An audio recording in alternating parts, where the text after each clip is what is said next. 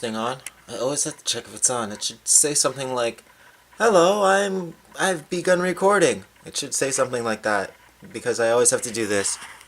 Okay, it's recording. Hi, how's it going, everybody?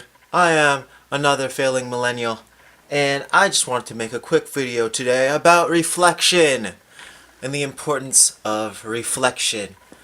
I think that it's important to reflect on yourself, on your past, on your present, and on your future goals, because I think when you sit down, take a few moments, maybe 5 to 10 to 20, and think about things, I think it helps you become more organized just in your personality. It keeps you less of a scatterbrain because you've kind of, when you're out in public, you're socializing with people, you're more centered and you're more calm. Why? Because when you're by yourself, you took some time to sit down and think about yourself, think about your life, think about why you act in certain ways. And so when you go out into public, you know why you act certain ways, you know what not to do, how to fix certain behaviors because you sat down in private and thought about it. Now, why else is it good to reflect on things in your life? It's also good because, well, let's go into the whole idea of it helping you fix personality traits in yourself. I just watched an episode of one of the best shows ever created called Seinfeld. In this episode, I believe it was the what season was it? Season 5. Season finale. And the episode was called The Opposite. In this episode, at the beginning of it, one of the main characters, one of my favorites, actually, come on, they're all favorites, they're all amazing, right? Well, George Costanza, at the beginning of the episode, was standing over a bridge and reflecting, thinking about his life. And then he went and met his two friends, Jerry and Elaine, at their favorite coffee shop, Monk's.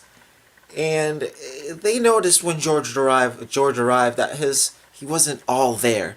And you know what he told them? He told them this: "Guys, I've been thinking about my life, and I've come to the conclusion that every single decision I've made up until this point has been the wrong one. From the jacket and clothes I decide to put on, from the food I decide to eat, it's all been wrong. Nothing has been right. If every instinct I've ever had has been wrong, then maybe if I do the complete opposite of everything I believed, maybe then I would make some changes."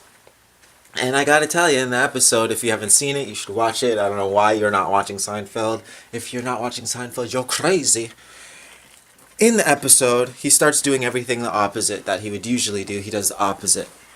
And things start to turn around for him. Things start to turn around. So, I think that, even though it's a comedic story, it's very, very telling. Because sometimes if you're just living a shitty life, all it takes is a little bit of reflection, figure out why you're screwing up, because it's usually your fault, it's usually your fault why your life is so shit. So if you could just figure out what you're doing wrong, you could change it. That being said, all this being said, I just want to let you guys know that I wrote an ebook. It's called Another Failing Millennial's 5 Fatal Failures.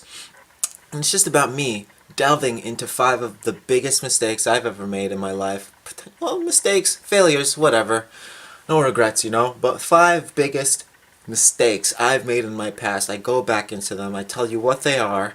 I tell you why I made those mistakes, like what I was feeling and stuff. I tell you what I could have done, potentially, to make things turn out differently, possibly make these failures successes, and just dig really deep. I go into my emotional state, and I go into instructions, like step-by-step instructions of what I could have done. It was tough for me to write because, it's hard to reflect on your past mistakes and on the things that you've done wrong. It can make you feel real stupid sometimes, especially when you find out that the solutions to the problems were such easy solutions, just easy, simple little things I could have done. Darkness. Yeah, so go check that out. All you gotta do is subscribe to my newsletter. And yeah, it's a free ebook, so enjoy that. I hope you like it. I hope that it helps you reflect on your life and maybe make some better patterns, in your own life. So I guess I'm gonna go sign out now.